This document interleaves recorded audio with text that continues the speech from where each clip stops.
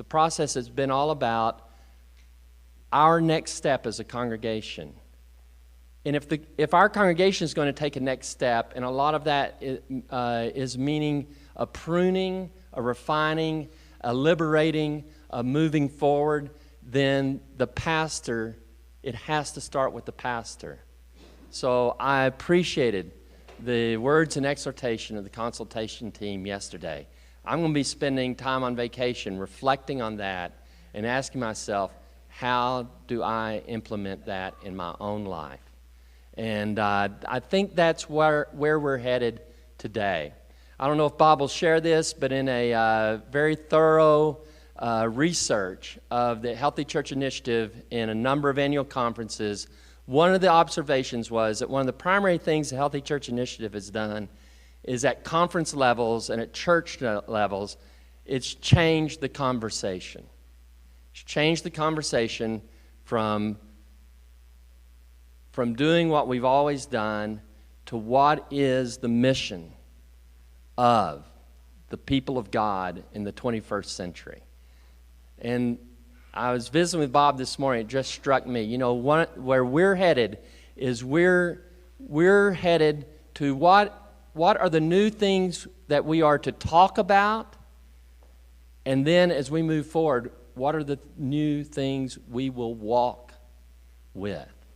And so, Bob, thank you for coming, helping us to change the conversation and for what our next steps are. Thank you so much. Let's give Bob a greeting this morning. Thank you, Pastor. Good morning. Well, what a great group. What a beautiful day. I got to tell you, if I were in St. Louis, Missouri today, it'd be 93 degrees and 90% humidity. And so I got out off the airplane the other day and went, man, no humidity. And then somebody here said, what are you talking about? It's humid. Not if you're from St. Louis. So I called my wife and she said, don't call me again till you get home. So actually, we've had really cool weather up there too. So it's great to be here, great to be in your midst, great to be in Albuquerque again. It's always a pleasure to be here to wake up and look at the mountains. We don't see that in Missouri. Our highest mountain in Missouri is 232 feet tall. So it's great to be here and be in your midst today. So we're going to spend the better part of the day together, so I always like to establish a few rules when we get started. One is, I'm going to assume you're an adult. Is that okay? And as an adult, therefore, you can self-manage. If you need to go to the restroom, you need to get up, you need to stretch, you get tired sitting on these very modern, comfortable chairs, you can get up, walk around. There's very little you can do other maybe than throw things at me that's going to bother me. So if you need, it's a long day, if you need to move around, just do what you need to do to be comfortable today and be receptive. So don't worry about that. We will take a break, though. I'll have to have some of the team help me know when to break, because I could talk about this stuff for 3 days and not break. Though I'm past 55 now, I need a break every 22 minutes after I've had coffee in the morning. I don't know if anybody else can I get a witness to that. So, I also wake up in the mornings with feelings and hurts I don't know where they came from. Before I used to know where they came from. Now they have them, and that's a new deal for me as well. Anybody having that deal too? And so something about getting old, isn't there? So anyway, manage yourself today. We will have a break mid-morning. I do see the one thing we don't have is a big sheet of paper on each table that we could write stuff on. Is that possible? Like a tear-off sheet? That's not big enough. I need something a little, I'm old, I can't see that. But if you can't find something, we'll use the back of their sheets to do it. So just that's first thing. Second thing I always want to remind folks is I am not an expert at church transformation. Did you hear me? I'm not, no matter what Doug has said prior to my arrival, I'm not an expert at church transformation. In fact, I believe if somebody were to stand before your congregation and say, they're an expert in church transformation, do these 3 things, it'll all be okay, the best thing you could do is run. Friends, if it were that simple, you would have already done it. The church today does not find itself in a non-complicated situation. So how many does it feel hard to be the church today? It's hard to be the church today. I'm a fourth-generation United Methodist. It was my mother's church. And by the way, the church I went to is in Creighton, Missouri. It's a really big metropolis of Kansas City, suburb of Kansas City, about an hour and a half south of Kansas City. Population 304 people. It's a big town. And at the Creighton Methodist Church in the 70s, on a big day, there were 50 people. Anybody grow up like that? And 49 of them were my relatives. And I mean, you couldn't get away with anything. And so, and it was mostly women and children. Very few men involved in the life of the church that I grew up. So it was my mother's church. It was her mother's church, my grandmother's church. It was her mother's church. And it was her mother's church and their two sisters, three of them, that planted the Creighton United Methodist Church in 1903. 3 women. Now think about 1903 and 3 women. By the way, they also ran for mayor and 2 slots to the 3 city council spots of the big town of Creighton. And they won. And they threw out all the men and the liquor. And there has not been a liquor store in Creighton since. So if I get a little pushy today, I come by it very naturally. My foreparents are strong women and strong people of faith. And strong thinking that we should be doing something out there to change the world. Amen? Do y'all do amen here, or is that against the rules? And I never know, so depends on where I'm at. Last week I was up north, and it's against the rules in Minnesota to do that. So I apologize right up front. There may be some moments today that I offend you. I won't do it intentionally most of the time. Some of the time I will, because here's the deal, friends. I am tired of the United Methodist Church dying on my watch. For 37 years, I've been in the United Methodist ministry since I was 17 and a half years old, and every single year we have gotten less of who we are. And so I'm tired of that. So I may offend you on purpose to wake us up. But you need to know, no matter what, I deeply love the United Methodist Church. It's actually given me my life. And I've invested 37 years of my life into it. I'm married, by the way, to my high school sweetheart, Susan. We've been married 36 years. And we have 2 children that are, I think, 31. I'm never good at this. And 28. My daughter was born on my birthday. I should know that one. And I have 2 grandchildren. You'll see some pictures of them because they've changed our world. They took over my spot with my wife. Anybody have grandchildren? Can I get a witness? They changed everything. Lucas is 4 and Zoe is 3. And they live in St. Charles, Missouri. We live in St. Louis. Have for the last 15 years, though. Grew up in Kansas City. So I'm having a great baseball season. Both of my teams are winning. And they don't even play each other much, which is good. So the Royals, I'm a deeply Kansas City Royals fan. I cheer for the blue. Are there Royals fans here? Really? You know, they talk about Cardinals Nation. When you're a Royals fan, it's Royals Island. It's a very small group of people. But I cheer for the Cardinals because I've lived there for 15 years. Because if you live in St. Louis and don't cheer for the Cardinals, you have to leave. You can't stay. It's a very baseball town. But both of them are doing great, and my Kansas City Chiefs are doing great. So we've lived there 15 years and pastored my last church there, Church of the Shepherd.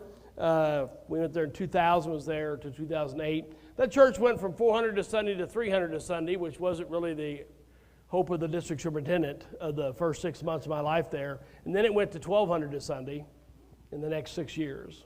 And by the way, then it went back to 1,000 a Sunday in the last year. Got lost some of it. It's very easy to go backwards. Amen? I mean, it really is not complicated to go backwards. It's very hard to go forward. And so I do bring some, I just say that, I bring some experience to the table of transformation. I've planted 2 churches. One of them went to 100 and one of them went to 600. And I grew up in a small rural church. I love the small church. And so every part of God's kingdom can do better. It's not about how big you are, but we do know how small you cannot be. Did you hear me? So if you say, well, you just want us to be a big church. Friends, I don't have any idea what God needs you to be in terms of size. I do know how small you cannot be because that gets determined by the size of the building you have, the debt you owe, the facility around it, and those kind of things are factors that pressure you. Am I right? And if you get below a certain critical mass of size, you will not be able to stay here as a church because you can't afford the facility you have. And so I don't know how big you can be. I know how small you cannot be, and you're kind of there. If you get much smaller, you'll be having way different conversations than we're having this weekend. So my perception of you is that you're at a crossroads. You're at a crossroads. By the way, don't feel lonely. 75% of all United Methodist churches right now are at some crossroad. I mean, it's not just a small group. It's most of the 30, help me, Tom, probably 37,000 congregations in the United Methodist Church across America. 75% of them, I'm being generous, it's probably higher than that, are declining or rapidly declining and are at a crossroads. And so don't feel like you've done something wrong or somehow it's just you, friends. And by the way, the Baptist church is in the same place. The Assembly of God Church is in the same place. The only ones that might not be is the Pentecostalism. They're booming. And of course, we all have the non-denominationals, which actually are denominational churches. They just don't tell you. And they've got all the young people you wish you had. And God bless them, because if they weren't doing their thing, there'd be even less Christians in America than there are now. So I'm happy they're here, and we can learn from them. We don't need their theology, but we do need to learn from some of their practices. So I just say all that to kind of give us the context that we're in as we start together. I do think you have a great opportunity to see a new future and to get a bright future. What we're going to do this morning is talk about some of the principles that we know that are true all the time, everywhere, that if you're not working with them, you're probably not going to get the result you were hoping for.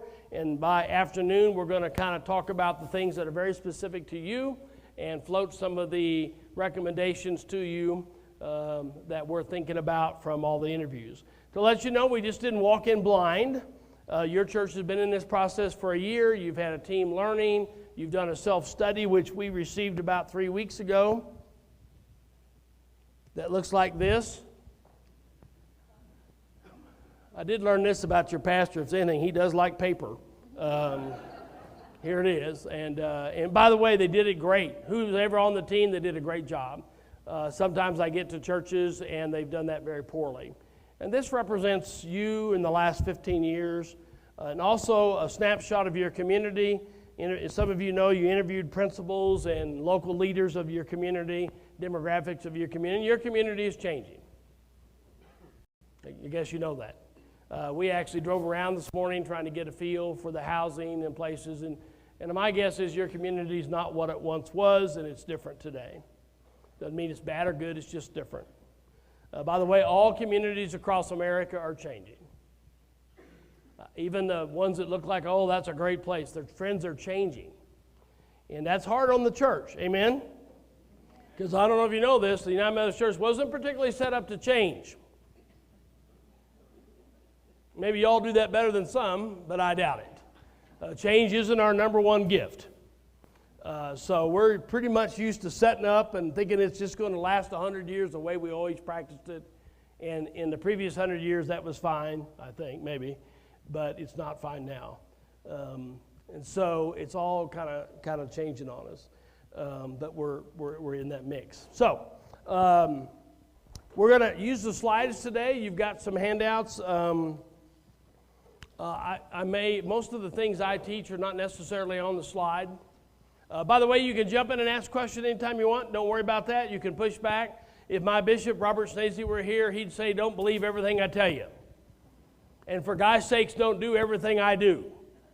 At least it'll get you into trouble. So you have to take what we're talking about today, friends, and mix it in your own sauce. Does that make sense? Because I am not from New Mexico. Can you tell that? In fact, I'm going to speak in Missouriese. And if you don't understand it, just stop me and say, what did you say? I may have to stop you. Are you from Missouri? Kirkwood. So well, that's still not really Missouri. That's a eastern part of Missouri. So I'm teasing her. So St. Louis, yep. But anyway, so ask questions, jump in, and mix it in your sauce. What I mean by that is, friends, you've got to take what you're hearing and put it into your context and figure out how does that work for us. I can't do that for you. On the other hand, if you just go, this has nothing to do, I ignore this, I'm not going to pay attention, I'm not listening, friends, you do that to your own jeopardy and peril. On the other hand, if you just take what I say and copy it and go do it, you do it to your own peril. You have to listen for what applies to here and how can we sit down together as a group of people and decide what of this can we use in our context? Or how might we adapt it to our context to reach people? I've never pastored a church that didn't double or triple in size, whatever the size was. My first church had 12 people in it. Darty United Methodist Church. It was at the crossroads of nothing and nothing. You all have that in New Mexico?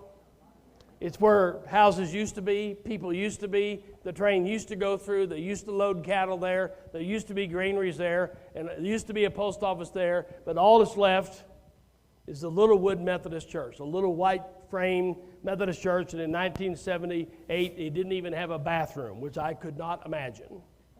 And Mrs. Powell told me, and we weren't getting one either. We weren't doing that newfangled stuff at the church. For some reason, they had heat and electricity, but we weren't having running water. Never quite figured that out. By the way, first thing I did as a young, stupid kid was put in 2 restrooms and a kitchen. Mrs. Powell never used them. She went out to the outhouse. We don't change well, do we? That church went from 12 to 70 as a young kid in college, but I had to lose 5 because they really didn't like each other. They had 3 sets of wood pews. Anybody remember those days? In fact, if you sat on them wrong, they pinched your butt, which is pretty lively. That's how I got amens. You could tell they sat down on the pew wrong. Because other words that were in their head, they could, I need to apologize. By the way, I've grown up in the fire service. My dad was a fireman, never went to church. So I had my foot in 2 worlds. My dad died in the fire service at 41. So I grew up in the firehouse. Anybody know that that's different than here? Now, they speak of Jesus a lot.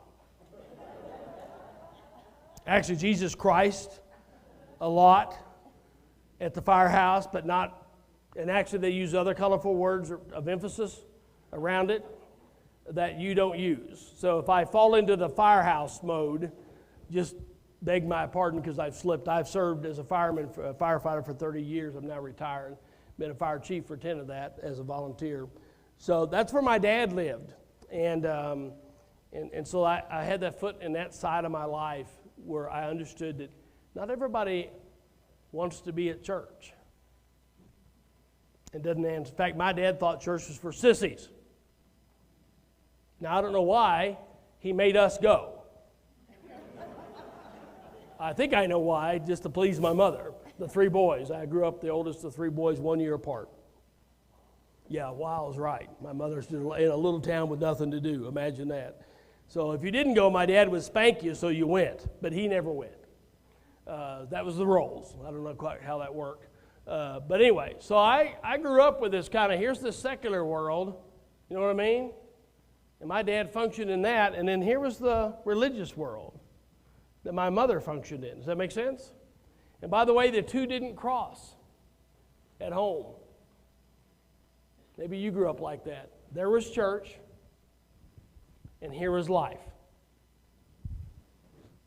Good moral people. My dad was a very moral man, and all that, but they didn't cross, which is, I think, some of our problem.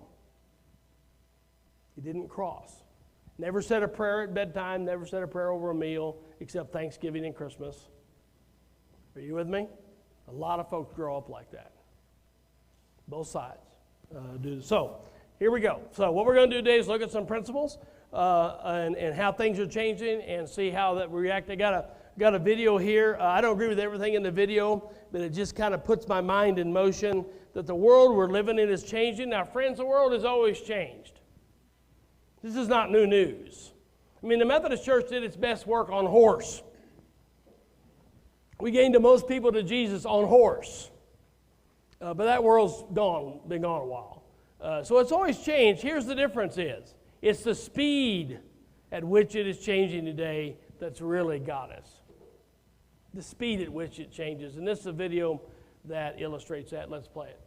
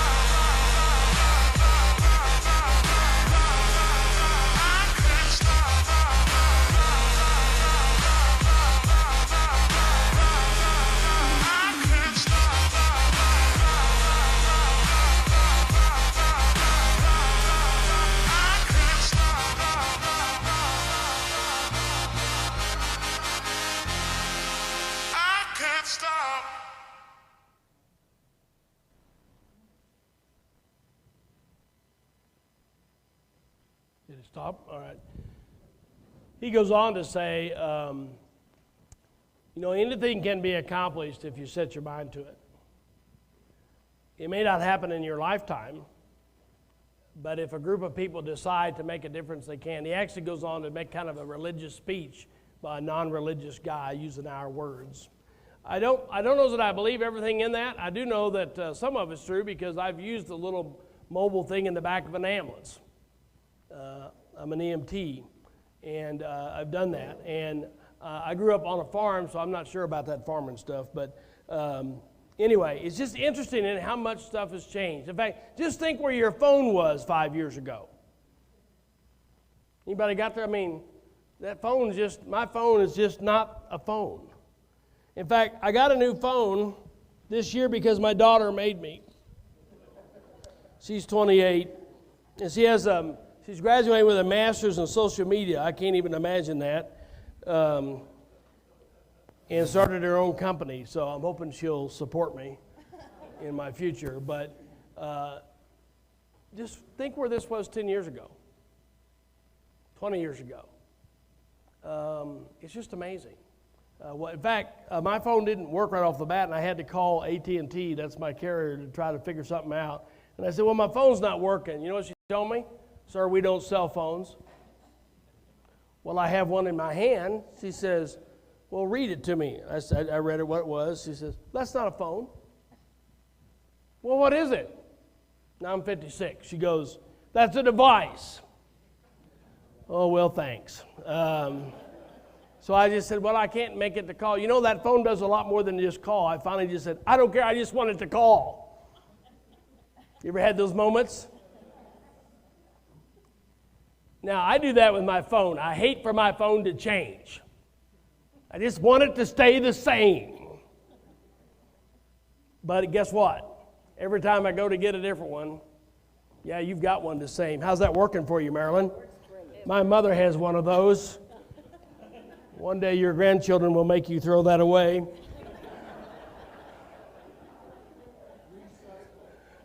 Recycle, yes, they'll make you recycle that. I don't know what for, but something. Sometimes we enter the church with the same feeling, don't we? I want this to be the one place that doesn't change because everything else in my life is changing. Everything else in my life is different. Everything else I got to figure out. Everything else is kind of mind-boggling. I want it at least here to be my safe place. Are you with me? Now, we all have those deals. Mine's my phone. I want it to stay the same. But what the fact is, if we stay the same, it's going to go out of business. The original phone, mobile phone I got was with the fire department, was with Motorola. They're just, they hung on too long. My next one was the one that had the little buttons on the bottom of it. Forgot what they called it. BlackBerry. Boy, they're doing well. They're trying to hang on, right? Anybody who's just trying to hang on, even ask McDonald's, is struggling. Ask Sears and Roebuck. Well, got one of those close to you, do you? All that's left in Missouri of Sears and Roebuck is the appliance store. The rest of it's gone. Oh, they followed the Methodist Church, though. They merged. We merged in 1968, about the time they say denominational churches were going to go away. We became the United Methodist Church between the EUB, United Brethren folks, and the Methodist Church. You do know what Sears and Roebuck did, didn't you? Anybody work for Sears and Roebuck before I say any more? They merged with who? Anybody know? Boy, there was a thriving company. So two non-thriving companies merged. You do know the end result of that, don't you? Just a weaker, non-thriving company. By the way, if you'd have been around in 1956 or so, the largest Protestant denomination in America, all 13 of our tribes would have been us. Even bigger than the Baptists. Yep. Not the Catholics. I said Protestant. Yeah. The largest retail would have been what? Sears and Roebuck. And the largest car company would have been what in the 50s? GM. How's GM done? Well, actually, they're doing great now with your tax money, right? They had to get bailed out to get turned around. By the way, I don't think the United Methodist Church is going to bail, or the United States government is going to bail out the United Methodist Church.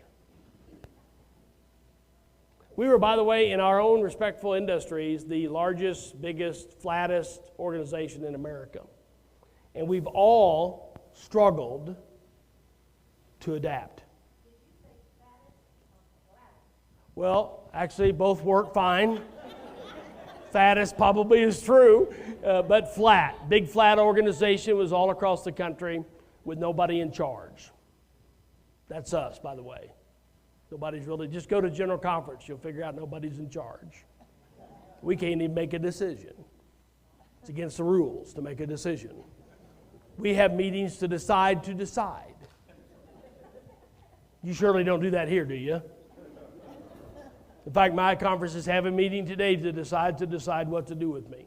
It's an exciting deal. Big flat organization. Nothing wrong with that in the time, by the way. We came home from World War II, and all things were big flat organizations. Boy Scouts, Girl Scouts, Kiwanis. You could just name all the service agencies and the Masons, and you could just, there's a big long list. By the way, guess what they're all doing today? They're all struggling.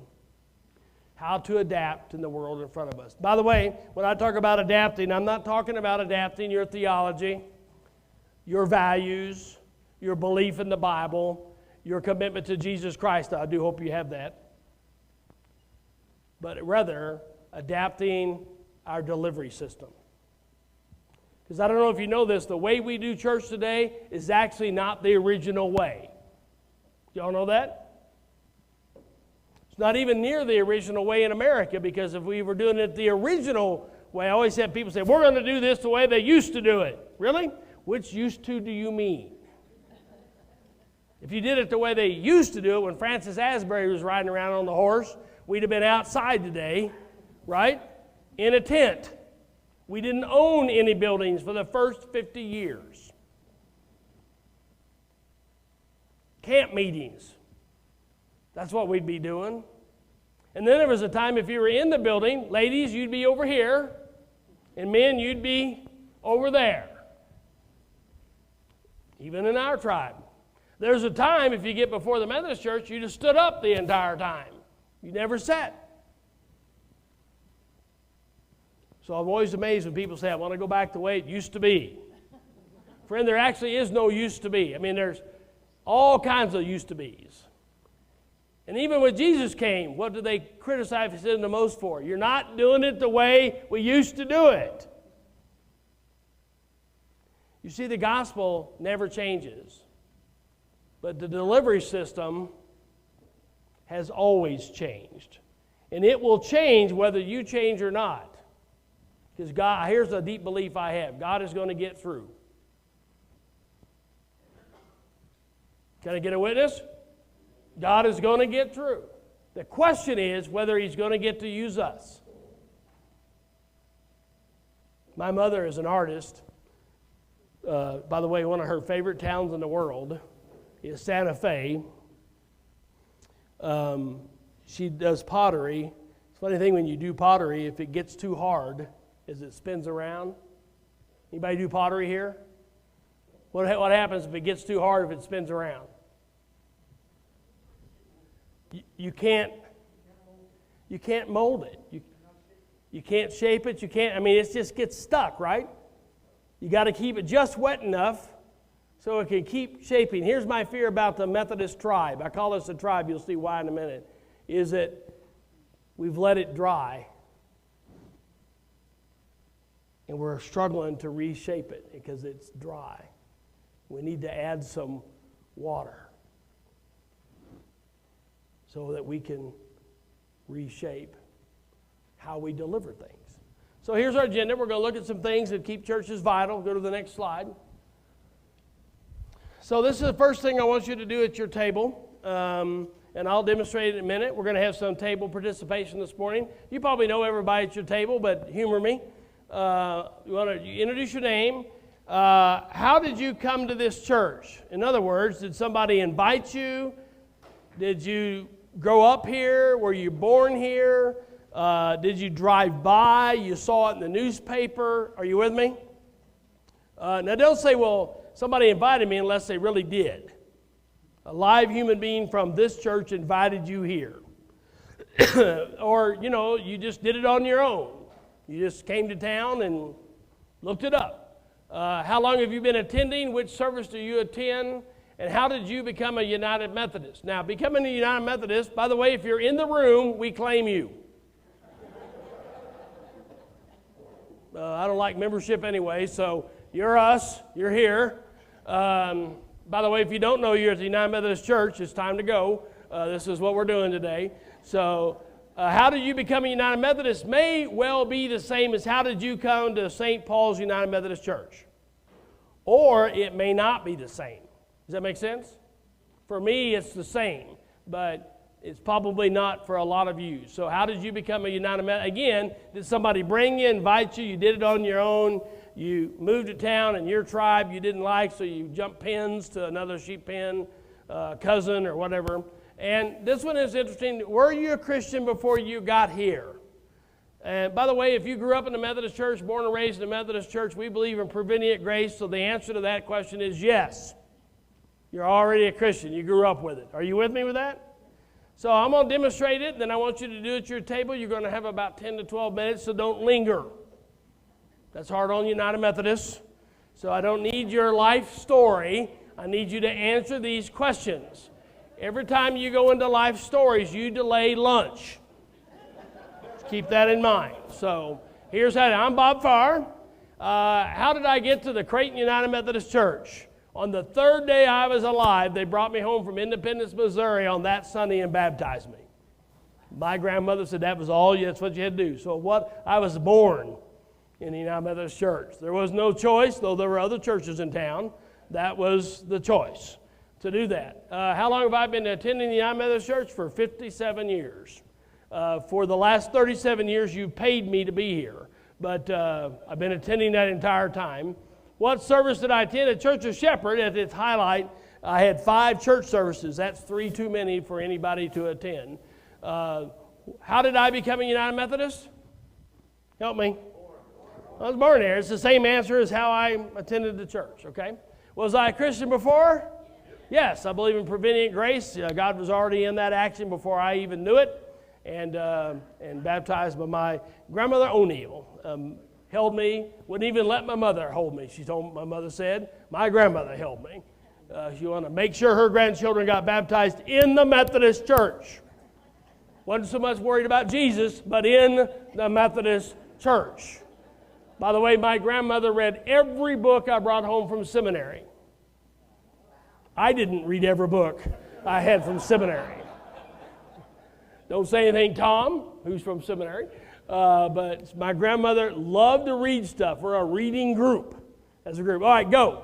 At your table, so go quick. You got about 10, 15 minutes. If you got a big table, split up or something.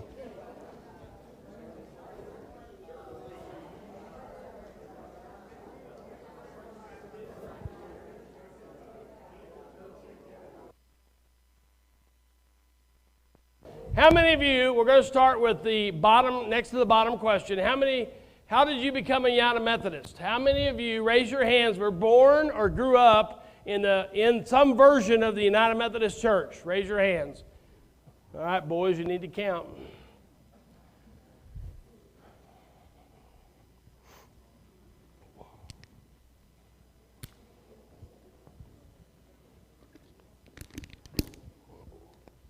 How many? 25?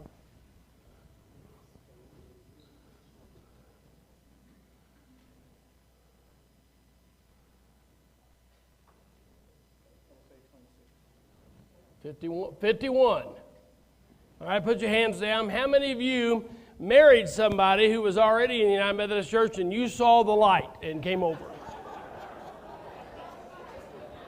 By the way, you can't vote twice. So when I do this in Texas, I have a hard time with them. They're always voting twice. What? Saw the light? Did I mention earlier that I might offend you? Oh, she's from Texas. Well, let us pray for you. Okay, you've lost me. How many? 4 and 14, married. Don't raise your hand again if you've raised it. If you haven't raised your hand, how many of you just came to United Methodist Church on your own? Nobody helped you. You just did it. Again, these are only for the folks who have yet to raise their hand. You just did it on your own. You moved to town and... How many? 11? Can't vote twice. Even if you're having second thoughts, you cannot. 7, would you say 11, 18? All right. If you have not raised your hand, what? Were you confused? Okay.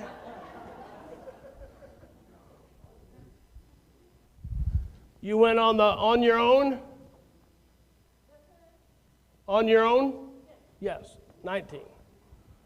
If you haven't raised your hand yet, somebody who's not raised their hand yet? All right, young man here, how did you get to be a United Methodist?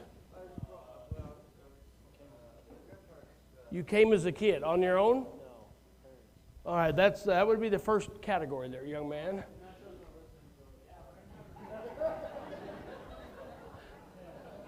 Yeah, if your parents made you and brought you, you sort of had to come. All right, who else has not raised their hand yet? Okay. Okay, somebody specifically invited you, brought you here. All right, let's put that. Can anybody else in that box where somebody specifically brought you to the United Methodist Church? Where's my counters? Did they go away? I didn't say you were done.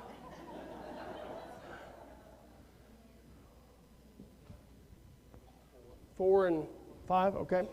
All right, if you've yet to raise your hand, is that everybody? Yes, sir? So Presbyterian, moved, right, and how did you get to us, though? On your own, okay. We take Presbyterians. In fact, I had a Cumberland Presbyterian pastor who helped me learn to read, and he thought I should have been a Presbyterian. So I didn't think so. Well, I couldn't. My grandmother would have killed me. So I'm a Methodist by choice, except for my grandmother. All right, friends. Now let me just stay with me, counters. What kind of a system does the United Methodist Church have for getting people?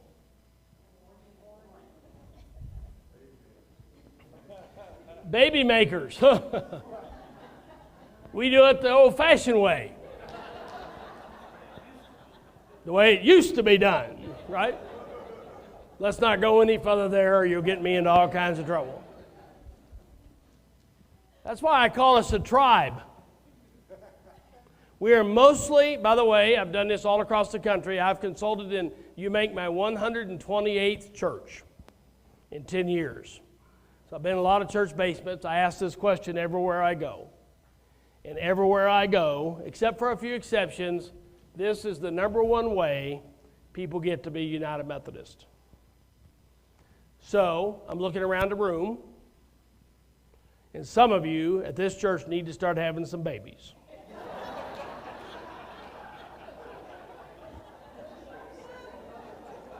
You asked for a strategy how to grow this church. It's apparent that our past behavior is your best future predictor of your behavior. Some of you need to have babies. I see some of you may be thinking you're past that stage. Am I with you? Can I get a witness? Apparently you haven't read the Bible. Sarah, remember Sarah? She was laughing just like you were. Till she birthed a child. She didn't laugh after that. What's our second best way? So in my travels, these two get interchanged. Either married into it with somebody who was already in the tribe, or I just moved to town, I was Presbyterian, I was nothing, and I just looked it up myself. On that one, right, you don't have to do anything. How's that working for you today? So let me tell you why this is so hard on us. I'm going to get back to you, John, but I'm going to need you in a few minutes. So you can sit down. I'll let you go. Back in the 50s, most people didn't move much, right? At least in Missouri, I don't know if it's true here, they had pretty sizable families. And so when the Farrs showed up with their 3 boys and the Myers, my aunt and uncle, showed up with their 6 children, there's like an instant youth group of 9 before anybody else arrived. A baseball team. We had a whole baseball team. We were the baseball team. In fact, we were nearly the football team for Sherwood High School. And that worked pretty well. We didn't really need to do anything. We just needed to have units or churches where the people were, hang out our sign, and people who were naturally related to that group came. My grandfather died early. He was the postmaster of Creighton. And my grandmother went back to school at MU in the 40s and took her first job of her life as a extension agent. Now, you may not have those here, a university extension agent. She went and had offices in the basement of county courthouses and helped people with 4-H and all kinds of that kind of stuff. She would tell you she was the first woman county extension agent in the state of Missouri. That was the first thing she told every grandchild who came into her house every time. So I'm supposed to repeat that. I just did. Got to get a witness? Because she's watching, so we'll know I did that. And the first thing they did to my grandmother was move her to Joplin, Missouri. You may have heard of Joplin. Had a little tornado here a couple years ago. And in the 40s, what do you suppose my grandmother did first thing when she moved to her new town? Looked up not any church, the Methodist church. And then they moved her 3 years later. The government follows our plan of moving people, and then moved her to Stockton, Missouri, a little community, a lake community, and she was there. What do you suppose the first thing she did was? Even before she found the bank, the grocery store, she found the Methodist. Nobody had to help her. There was nobody helping her. She just did it on her own because she was a Methodist. My dad bought Oldsmobiles. Anybody have a dad like that? Didn't matter what else was available, it was an Oldsmobile. He'd look at other cars and then buy an Oldsmobile. That's not how I work. There was brand loyalty. Remember those days? And so if you grew up Presbyterian, you grew up Baptist, or you grew up Methodist, or UCC, or something Catholic, that's what you did, unless there wasn't one in your town, and then you jumped to your cousin. And that's how it worked. And that worked in the 50s and 60s when there's a lot of us, and we were the biggest tribe, and you moved to a new town, you looked up the Methodist Church. She finally moved to Butler and retired there. My mother, I lost my dad, he was 41. My mother picked up, left Creighton, and went to Independence, Missouri. What do you think the first thing she did was? Looked up Methodist Church. But she did something new. She shopped around. She called me. By now I'm a Methodist pastor. What do you do? Hey, there's like 9 choices. In Independence, Missouri, Creighton had 1 choice of Methodist churches. I said, well, Mother, you visit around. So she did, and she joined you want to know which one? Several names, and then First United Methodist Church. She joined First United Methodist Church. That was the first one she visited. She really wasn't much accustomed to visiting churches. So she joined. She moved 3 years later to Sedalia, Missouri to open up a restaurant she dreamed about doing her whole life. And she's done that for 32 years till just this summer. And she didn't call me. There are 6 churches in Sedalia, town about 25,000 people, Methodist churches. She visited them all. Hear the difference? And then she joined First United Methodist Church.